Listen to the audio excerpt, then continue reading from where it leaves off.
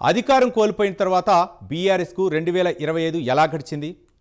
కేటీఆర్ చుట్టూ కేసుల ముసురు, కవిత ఎపిసోడ్తో కేసీఆర్ కుటుంబ రాజకీయాల్లో కలకలం. రజతోత్సవ సభతో జోష్ వచ్చినా జూబ్లీహిల్స్ ఓటమితో నిరాశేనా? ఫార్ములా ఈ రేస్ కేటీఆర్ ఇమేజ్ని డ్యామేజ్ చేసిందా? అసలు ఈ ఏడాది బీఆర్ఎస్కు ప్లస్లేంటి, మైనస్లేంటి? Let's watch.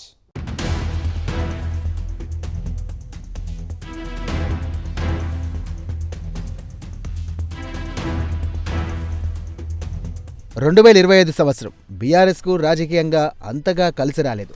ప్రధాన ప్రతిపక్షం ఉన్న గులాబీ పార్టీ ఒకవైపు కేసులు, మరోవైపు విచారణలతో ఈ ఏడాది ఎక్కువగా డిఫెన్స్లోనే గడిపింది. పార్టీ నాయకత్వం ప్రజా పోరాటాల కన్నా న్యాయ పోరాటాలకే ఎక్కువ సమయం కేటాయించాల్సి వచ్చింది. ఫార్ములా ఈ కార్ రేస్ కేసు బీఆర్ఎస్కు పెద్ద సవాల్గా మారింది. ఈ కేసులో కేటీఆర్ A1గా ఉండడంతో ఏసీబీ, ఈడీ విచారణలకు పలుమార్లు హాజరయ్యారు. జనవరి 9న ఏసీబీ విచారణకు హాజరైన కేటీఆర్ జనవరి 16న ఈడీ విచారణకు హాజరయ్యారు. ఇక జూన్ 16న కూడా ఏసీబీ విచారణకు వెళ్లారు. ఇక ఇటీవల గవర్నర్ ప్రాసిక్యూషన్కు అనుమతి ఇవ్వడంతో ఈ కేసు బీఆర్ఎస్ రాజకీయాలకు మరింత ఇబ్బందికరంగా మారింది.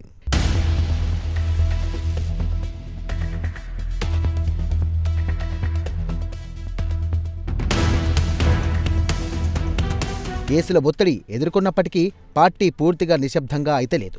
తెలంగాణ భవన్లో విస్తృత స్థాయి సమావేశాలు, అసెంబ్లీ బడ్జెట్ సమావేశాల ముందు ఎల్పీ మీటింగ్, పార్టీ ఆవిర్భావానికి 25 ఏళ్లు పూర్తయిన సందర్భంగా వరంగల్ ఎలకతుర్తిలో రజతోత్సవ భారీ బహిరంగ సభ నిర్వహించింది. వరంగల్ జిల్లా ఎలకతుర్తిలో జరిగిన రజతోత్సవ సభకు విశేష స్పందన సైతం వచ్చింది. ఈ సభ తర్వాత క్యాడర్లో కొంతకాలం జోస్ కనిపించింది. తర్వాత రైతాంగ సమస్యలపై బీఆర్ఎస్ రైతు దీక్షలు చేసింది. వర్కింగ్ ప్రెసిడెంట్ కేటీఆర్ పలు నియోజకవర్గాల్లో నిర్వహించిన రైతు దీక్షల్లో పాల్గొన్నారు. ఇలా పార్టీ నేతలు ప్రజల్లో తిరుగుతూనే ఉన్నారు.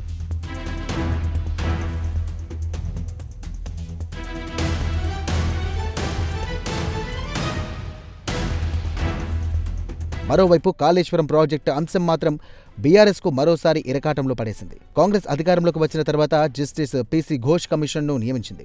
బీఆర్ఎస్ అధినేత మాజీ సీఎం కేసీఆర్ జూన్ 11వ తేదీన కమిషన్ ముందు విచారణకు హాజరయ్యారు. మాజీ ఇరిగేషన్ శాఖ మంత్రి హరీష్ రావు కూడా జూన్ 9వ తేదీన విచారణకు వెళ్లారు. కాళేశ్వరం ప్రాజెక్టు నిర్మాణం అంశాన్ని సీబీఐకు అప్పగిస్తున్నట్లు సీఎం రేవంత్ రెడ్డి అసెంబ్లీలో ప్రకటించడంతో బీఆర్ఎస్ ఈ అంశాన్ని రాజకీయంగా ఎదుర్కొనేందుకు ప్రయత్నించింది.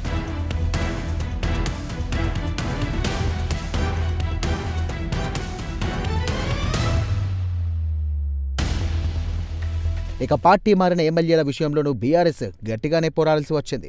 విచారణ చేయాలంటూ స్పీకర్ను ఆశ్రయించినప్పటికీ ఫలితం లేకపోయింది. దీంతో నేరుగా సుప్రీంకోర్టును ఆశ్రయించింది. పార్టీ ఫిరాయింపులపై నిర్ణయం తీసుకోవాలంటూ స్పీకర్కు సుప్రీంకోర్టు పలుమార్లు సూచనలు చేసింది. 3 నెలల్లో చర్యలు తీసుకోకుంటే తాము చర్యలు తీసుకోవాల్సి వస్తుందని హెచ్చరించింది. గడువు దాటినా చర్యలు తీసుకోకపోవడంతో స్పీకర్పై కోర్టు ధిక్కార పిటిషన్ దాఖలు చేశారు కేటీఆర్. దీంతో ఆగ్రహం వ్యక్తం చేసిన ఉన్నత న్యాయస్థానం 4 వారాల్లో ఎలాంటి చర్యలు తీసుకున్నారో చెప్పాలని హెచ్చరించింది. సుప్రీం ఆదేశాలతో విచారణ చేపట్టిన స్పీకర్ 5 ఎమ్మెల్యేలకు క్లీన్ చిట్ ఇచ్చారు. అయితే ఈ వ్యవహారం రాష్ట్ర రాజకీయాల్లో హాట్ టాపిక్గా మారినప్పటికీ బీఆర్ఎస్కు మాత్రం స్పష్టమైన రాజకీయ లాభం దక్కలేదు.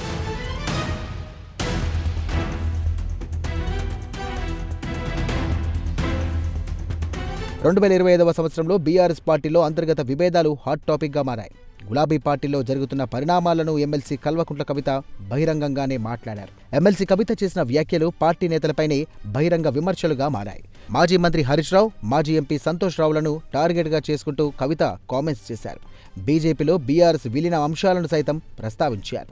తన తండ్రి కేసీఆర్ మంచివారే కానీ చుట్టూ దయ్యాలు ఉన్నాయంటూ కవిత చేసిన వ్యాఖ్యలు బీఆర్ఎస్ పార్టీలో కలకలం సృష్టించాయి. చివరకు కవిత సస్పెన్షన్ వరకు దారితీశాయి. సెప్టెంబర్ 2వ తేదీన కవితను పార్టీ నుండి సస్పెండ్ చేసింది అధిష్టానం. ఆ తర్వాత పార్టీ సభ్యత్వానికి కూడా కవిత రాజీనామా చేశారు. ప్రస్తుతం తెలంగాణ జాగృతి తరపున రాష్ట్ర వ్యాప్తంగా పర్యటనలు చేస్తున్నారు. ఇక బీఆర్ఎస్ ఎమ్మెల్యేలు, నేతలే టార్గెట్. ఆమె చేస్తున్న వ్యాఖ్యలు ఆ పార్టీకి కొత్త తలనొప్పులు తెచ్చిపెడుతున్నాయి.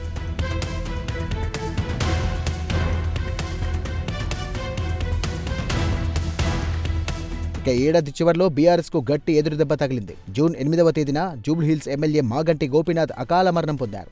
ఆ తర్వాత వచ్చిన జూబ్లీహిల్స్ ఉప ఎన్నికల్లో బీఆర్ఎస్ సిట్టింగ్ స్థానాన్ని కోల్పోయింది. అందరికంటే ముందు సెప్టెంబర్ 26వ తేదీన గులాబీ పార్టీ అధిష్టానం మాగంటి గోపీనాథ్ సతీమణి సునీతను అభ్యర్థిగా ప్రకటించింది. నవంబర్ 11న ఉప ఎన్నికల పోలింగ్ జరిగింది. నవంబర్ 14వ తేదీన ఫలితాలు వచ్చాయి. సానుభూతి ప్రభుత్వ వ్యతిరేకతతో గెలుస్తామనుకున్న బీఆర్ఎస్ ఓటమి చెవిచూసింది. సిట్టింగ్ స్థానాన్ని కోల్పోవడం పార్టీ శ్రేణులను నిరాశలోకి నెట్టింది. ఇక ఈ సంవత్సరం కాంగ్రెస్ సర్కార్పై బీఆర్ఎస్ అనేక పోరాటాలు చేసిందనే చెప్పవచ్చు. కాంగ్రెస్ సర్కార్ తీసుకువచ్చిన హీల్ట్ పాలసీని బీఆర్ఎస్ వ్యతిరేకించింది. క్లస్టర్ల వారీగా పారిశ్రామిక ప్రాంతాల్లో బీఆర్ఎస్ నేతలు పర్యటించి ప్రభుత్వ తీరును ఎండగట్టారు. ఇక కొడంగల్ నియోజకవర్గం లగచర్ల ఇష్యూను జాతీయ స్థాయికి తీసుకువెళ్లింది. సెంట్రల్ యూనివర్సిటీ భూముల వ్యవహారం, మూసీ ప్రక్షాళనపై ప్రభుత్వ నిర్ణయాలపై క్షేత్రస్థాయిలో పోరాటాలు చేసింది. హైడ్రా బాధితులకు అండగా నిలిచే ప్రయత్నం చేసింది. 2025వ సంవత్సరంలో పార్టీ సంస్థాగత నిర్మాణంపై దృష్టి పెడతామని కేటీఆర్ పదే పదే చెప్పినా అది ఆచరణలో పెట్టలేకపోయారు. పార్టీ ప్లీనరీని, నూతన అధ్యక్షుడి నియామకంతో పాటు పార్టీ కమిటీలు ఏర్పాటు చేస్తారని భావించిన క్యాడర్లో అసంతృప్తి మిగిలించింది. అయితే తాజాగా తెలంగాణ భవన్లో కేసీఆర్ నిర్వహించిన సమావేశంలో పార్టీ బలోపేతంపై కామెంట్స్ చేయడంతో నేతల్లో మళ్లీ ఆశలు చిగురించాయి.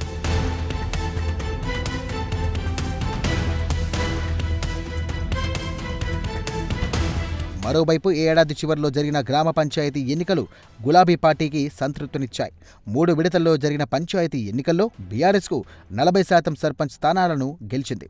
ఇక ఏడాది చివరిలో గులాబీ బాస్ కేసీఆర్ బయటకు రావడం, కృష్ణా, గోదావరి నది జలాల అంశంలో తెలంగాణకు కాంగ్రెస్ ప్రభుత్వం అన్యాయం చేస్తుందనే అంశంపై కూడా కేసీఆర్ మాట్లాడడం పార్టీ క్యాడర్లో జోష్ నింపింది. మరోవైపు దక్షిణ తెలంగాణలో ఉన్న నల్లగొండ, మహబూబ్నగర్, రంగారెడ్డి జిల్లాల్లో వచ్చే ఏడాది భారీ బహిరంగ సభలకు ప్లాన్ చేస్తోంది బీఆర్ఎస్.